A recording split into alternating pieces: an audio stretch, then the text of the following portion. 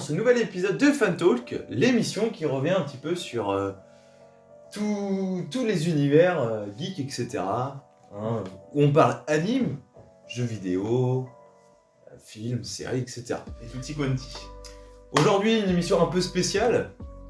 On va reparler de 2021, voilà, avec tout ce qui s'est passé et tout ce qu'il y a eu. On va faire un rapide point donc sur des films qui nous ont plutôt plu, des séries, un petit épisode Marvel, des animes, et puis des jeux vidéo, même si l'année 2021 n'aura pas été grandiose de ce point de vue-là. On va pas en parler longtemps, je crois. Ouais, je pense que c'est plus l'année prochaine qu'on va attendre certains titres, et déjà fin janvier avec un nouveau Pokémon. Mais bon, ça on aura le temps d'y revenir un peu plus tard. Donc c'est parti, on va tout de suite commencer. Donc cette année dans les films, donc l'année a été un peu spéciale, vous le savez, la réouverture des cinémas s'est faite qu'à partir de mi-mai.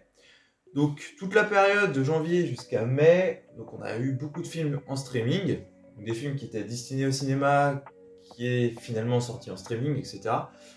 Moi j'en ai quelques-uns qui m'ont beaucoup plu et que j'aimerais bien vous conseiller. Alors déjà on va commencer par Chéri, le film des frères Rousseau avec Tom Holland. Donc les frères Rousseau, si vous ne connaissez pas, c'est les réalisateurs des Infinity War et Endgame, et Civil War peut-être bien, et Captain America Winter Soldier.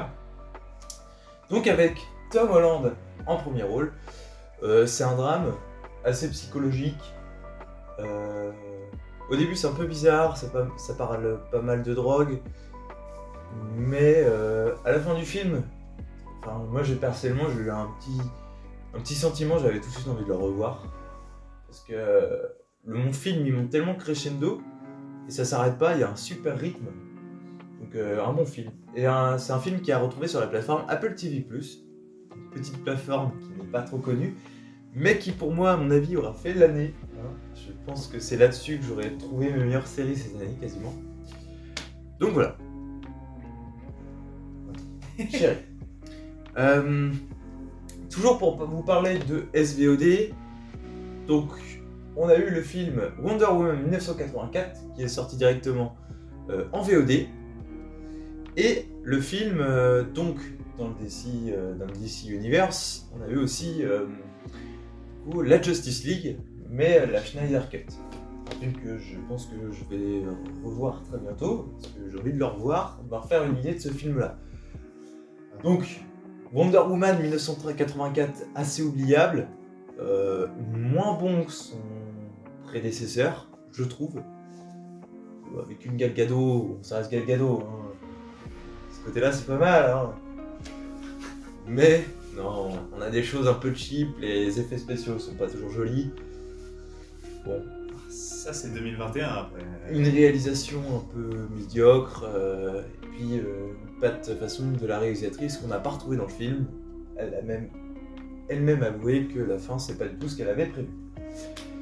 Moi, je vais plus m'attarder sur les 4 heures du Snyder Cut, qui était bien meilleur que la version Justice League de 2017.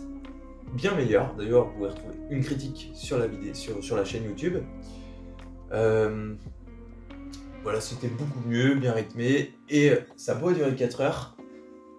Bon, il y a peut-être 20-15 minutes indispensables, enfin non, justement pas indispensables, mais le reste du film est quand même très utile au développement et indispensable à l'histoire finalement. Voilà. Donc si vous avez l'occasion, si vous n'avez toujours pas vu la Snyder Cut, lancez-vous dans les 4 heures, il n'y a pas de souci.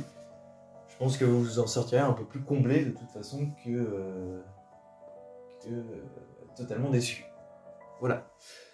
Un autre film comme ça que j'avais envie de vous parler, c'est Les Mitchell contre les machines. Donc, film d'animation sorti sur Netflix, produit par Sony. D'accord. Donc c'est... Si je dis pas de bêtises... si, je vais dire une bêtise, que j'allais dire que c'est le film d'animation qui suit Spider-Man New Generation. Enfin, pas dans l'histoire, hein, mais je sais pas s'ils ont sorti entre temps. Enfin, du studio Sony, enfin bref. Ça reste quand même une histoire assez cool, Voilà, assez sentimental, sur le passage de l'enfant vers l'adolescence, avec un monde high-tech, etc.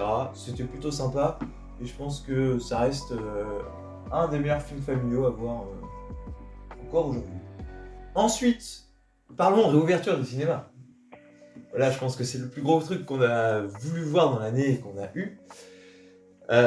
Première séance qu'on a fait ensemble à la réouverture des cinémas, le film Drunk. Alors, Drunk, film de 2020, mais qui a eu une semaine d'exploitation de salle où on fait un truc comme ça. Une semaine et demie ou voire quelques jours. Donc, la plupart des gens l'ont redécouvert au mois de mai et c'était plutôt un bon film. Ouais. Voilà. Assez assez punch, assez rythmé, avec une histoire qui se passe en Scandinavie, Voilà, c'est ce que j'allais dire. Au Danemark, je crois. au Danemark, Je suis pas sûr. Hein.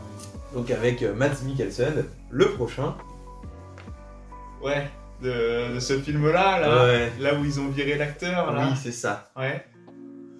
Donc, si vous voyez pas de qui je parle donc, de l'acteur qui remplace Johnny Depp dans le rôle de Grindelwald dans le futur film Les Animaux Ouais. Fantastiques. Ouais, super. Voilà. Moi, je l'avais vu ce film-là en parallèle avec.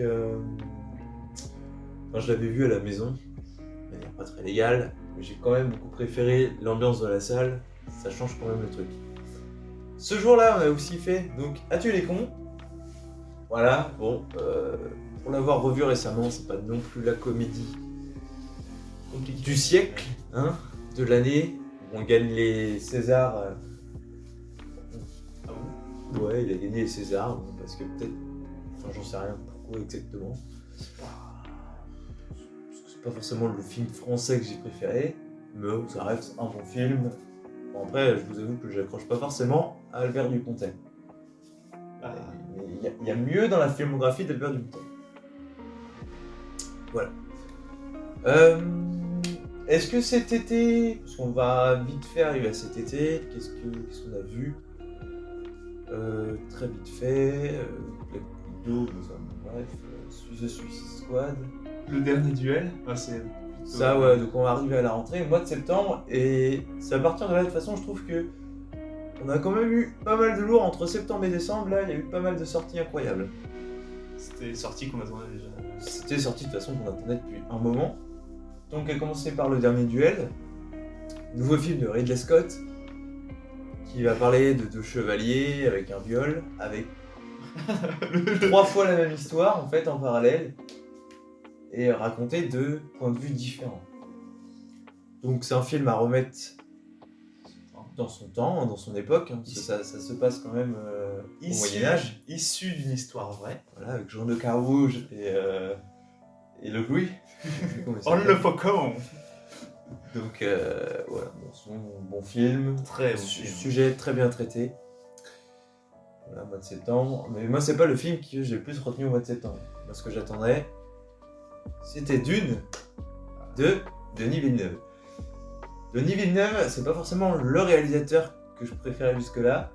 J'avais beaucoup aimé Prisoners et Ennemis, mais le reste de sa filmographie, finalement, même en termes de SF, c'est beau visuellement, mais c'est très lent narrativement. Et je pense que ça se ressent encore dans Dune, mais avec l'ambiance cinéma, avec l'ambiance de la salle, du coup c'était très différent. C'était différent de voir les films à la maison.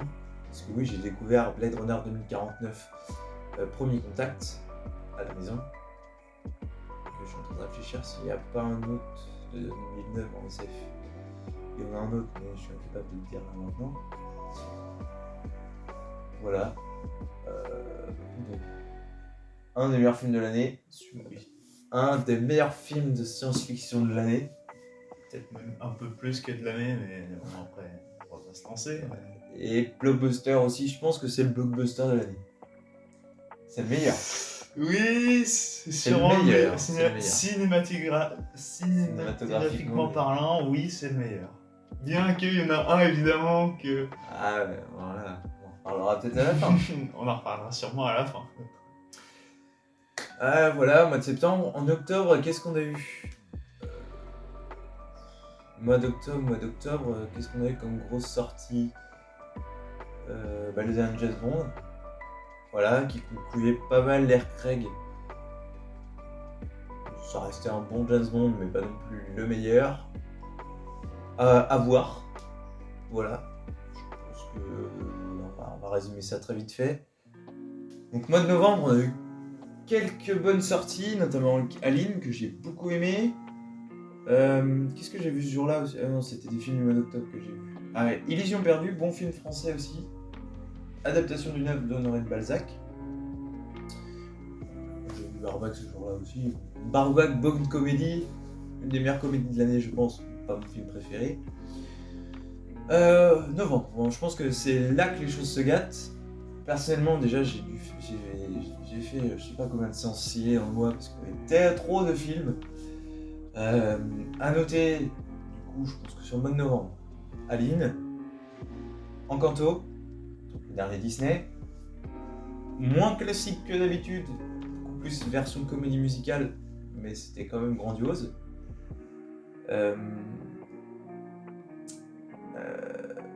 Ouf Gucci, qui était pas mal, un bon biopic, pas le meilleur, et puis pas non plus le plus pas le plus vrai, mais je veux dire, il y a quelques trucs qui sont pas dits, des choses qui sont erronées. On a vu ça comment, Eiffel? Eiffel, on a vu ça dans le courant novembre. Bon, Eiffel, c'est pareil, c'était assez décevant. C'est pas ça qu'on voulait voir.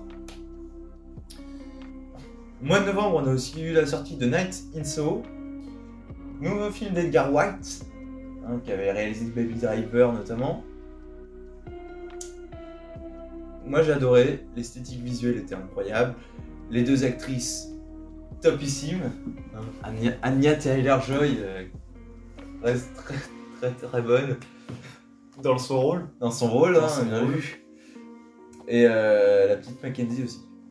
On l'avait vu dans Jojo Rabbit l'année d'avant, il me semble, si je ne dis pas de bêtises. Qu'est-ce que je voulais dire aussi? Niveau plateforme, on a aussi la sortie de Tic Tic Boom. Premier film de Lin-Daniel Miranda, qui va parler du compositeur et du créateur de Rent, une comédie musicale à Broadway. Donc, le personnage sera joué par Andrew Garfield. I love. Pardon. Trop fan de ce mec.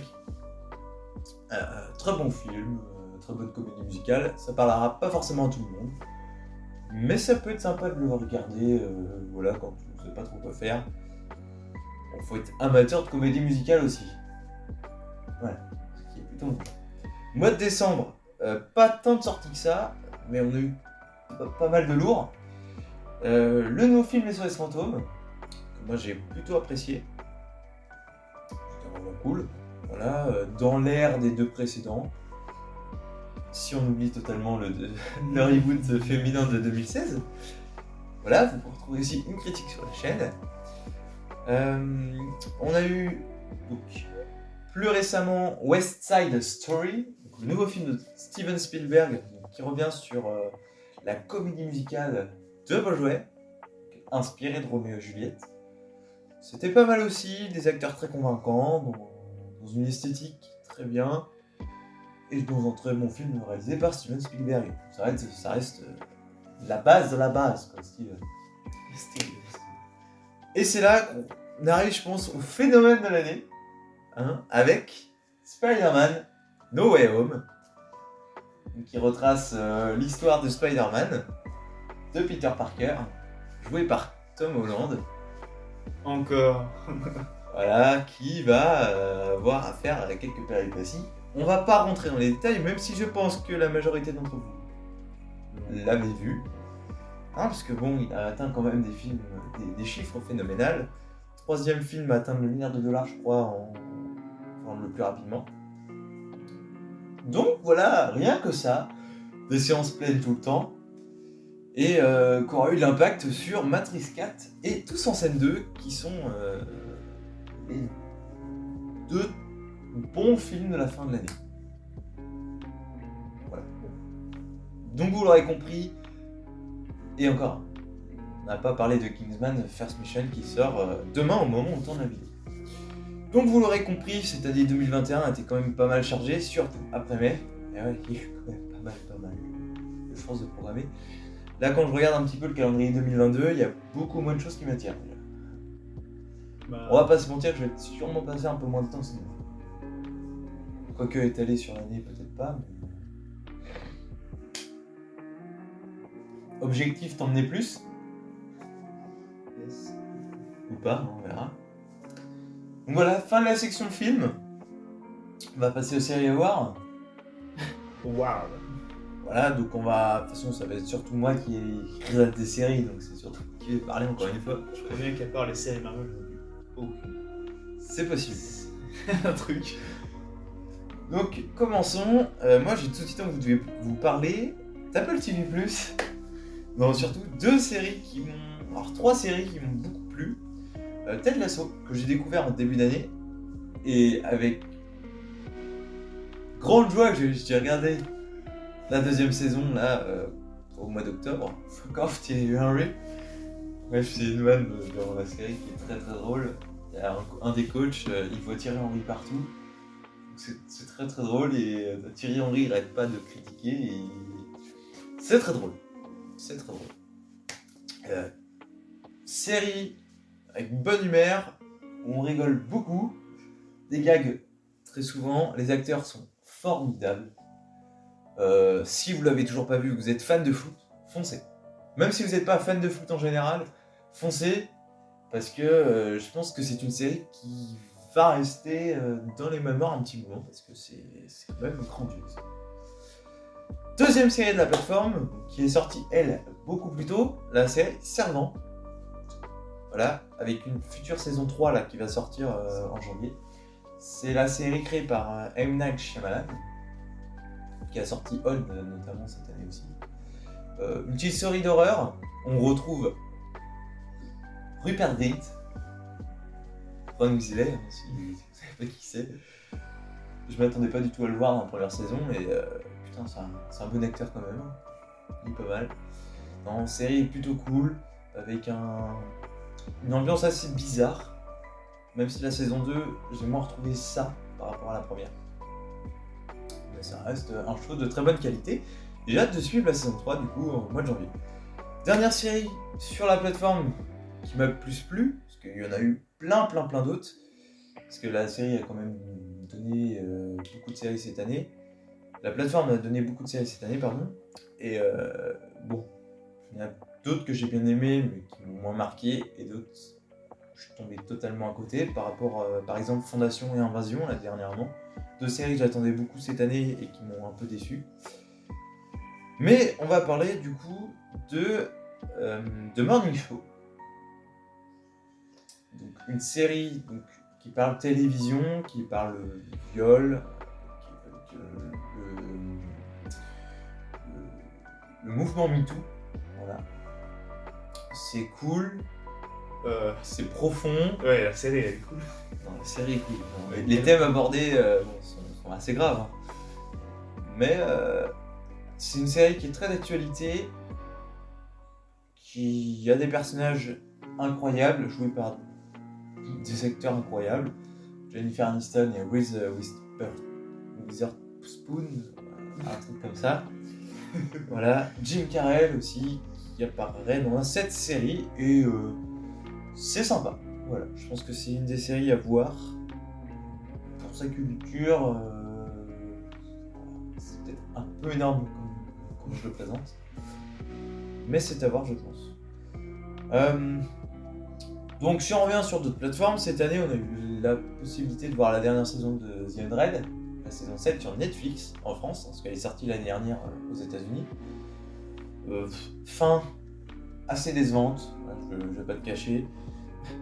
Si tu dois regarder The Undead, arrête-toi à la saison 4. La série se conclut très bien à la saison 4, les 3 dernières saisons sont un peu trop. Voilà.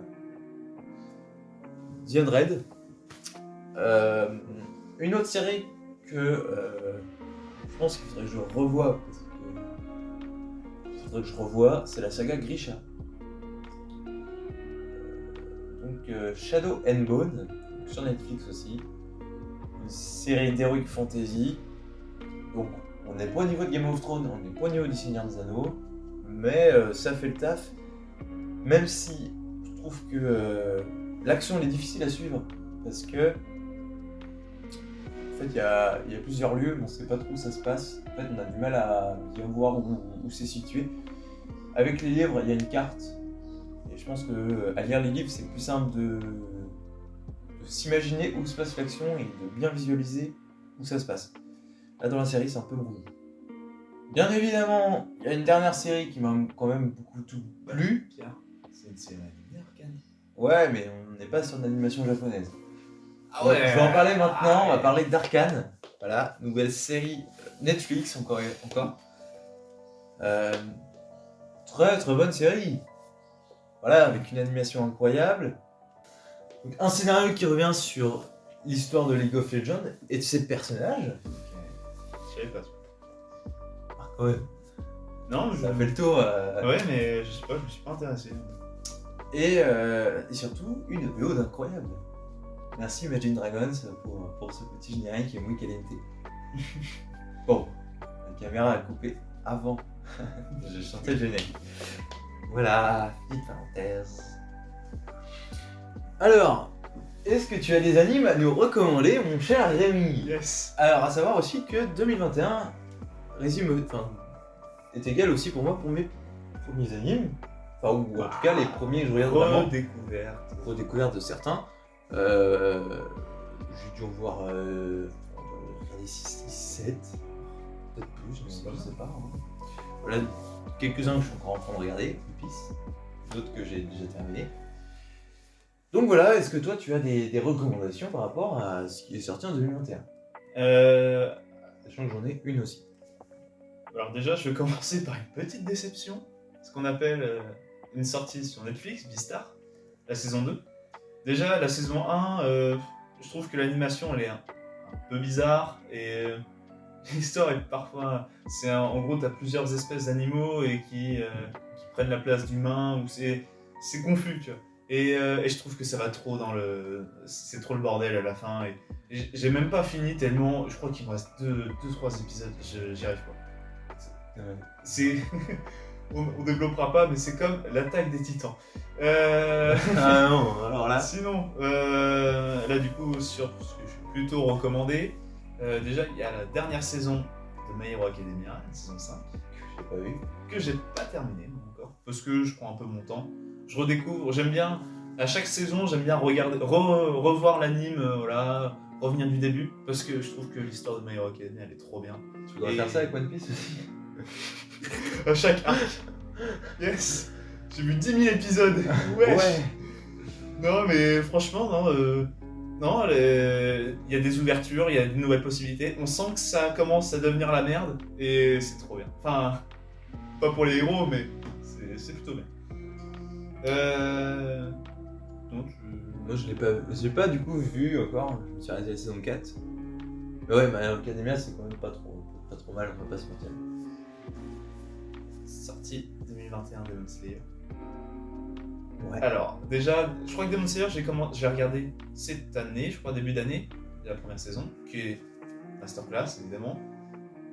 Et la saison 2, alors, moi j'ai pas regardé la série de la saison 2 non plus, mais du coup on a vu le film qui donc résume le début de la série. En gros, on a dû rater un épisode. Du coup, dans le manga, je suis rendu exactement à ce niveau-là aussi. Et je vais commencer du coup le manga, donc là où je ne connais pas. Et dans l'anime, on est à peu près rendu là, je crois, actuellement. Il y a 1 ou 2 épisodes qui se passent après les événements du film. Voilà. Et le film était très bien, je trouve. Un peu long pour ce qui donne. Bah, du coup, on pourra comparer. Parce que moi, du coup, la sortie du film, je l'avais dit, je trouvais que le format le plus intéressant en série. Qu'en film. Donc, à voir. Le problème, c'est qu'il y aurait eu autant d'épisodes que la longueur du film, en fait, pour moi. Et d'ailleurs, c'est ce qui se développe dans la série.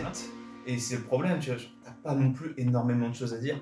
En fait, en soi, le problème, c'est que ça va très vite. Je sais pas comment comment ça se déroule après, mais déjà, il te vire un tas de méchants.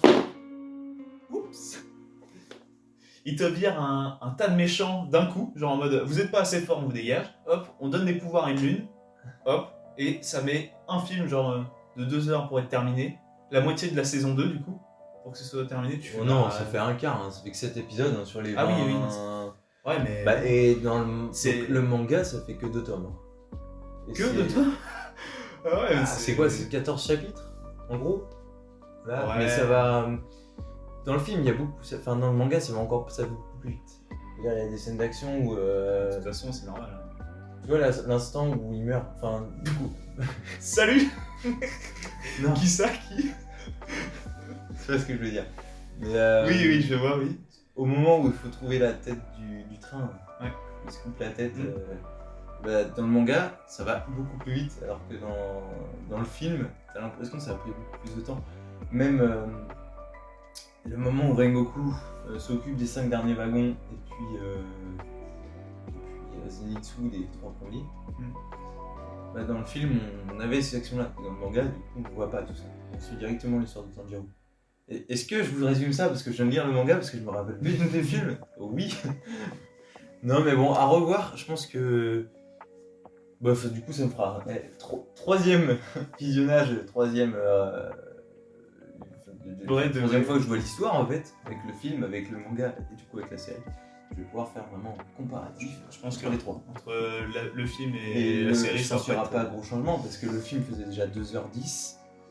Si tu comptes qu'il y a à peu près 7 épisodes, T'imagines, ils ont juste découpé le film.